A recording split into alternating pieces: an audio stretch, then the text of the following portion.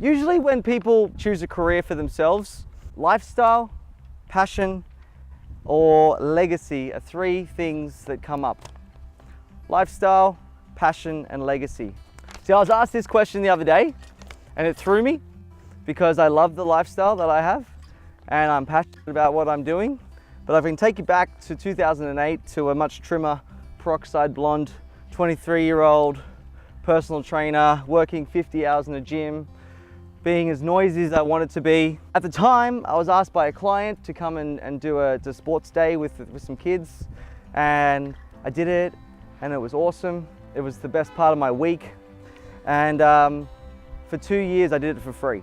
The kids would be ecstatic at the gate, lined up, and I compared that to my clients at the gym who hated me being there. They loved me, but they hated me actually training them. I was torn. I had this amazing job as a personal trainer, and I had this side hustle going.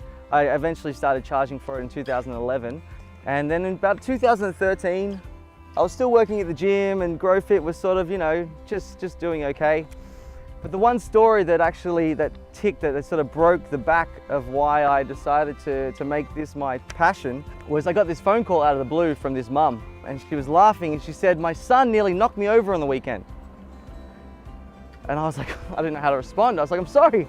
She's like, "No, he was at a birthday party with his cousins, and he was standing, his cousins were at the table and they were eating lollies and cake and chocolate, and he was standing back and he sort of had his arms crossed with this confused look on his face, and he slowly walked over. He didn't notice that his mum was watching, and he slowly walked over and he picked up one single cupcake, and then he walked back to his mum and he said, "Mum, I'm gonna have one because I know this is a sometimes food, and I've been a very good boy, so I'm just gonna have the one." And she burst into laughter again, and she's like, "Well, he didn't can hear that from me." I was like, okay. So I was making a difference. I actually had kids that were learning from something that I had taught them. And yes, I had clients who I loved and I was making a difference with them. But that week I put my resignation in the gym with the goal of changing the mindset of Australians. Changing the mindset of the way people view being healthy.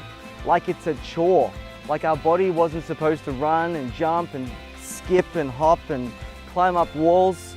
Being fit is fun. You just have to find what fun is for you. Everyone's different, so I'm not going to go play rugby anymore. My face isn't good enough. Look, it's not going to work. Eating healthy really isn't that hard. It's just limiting the amount that you eat. That's probably the problem. So I truly believe, if we can empower a whole generation of children with the tools they need to live a happy and healthy life, then we can create a domino effect that can actually change the world.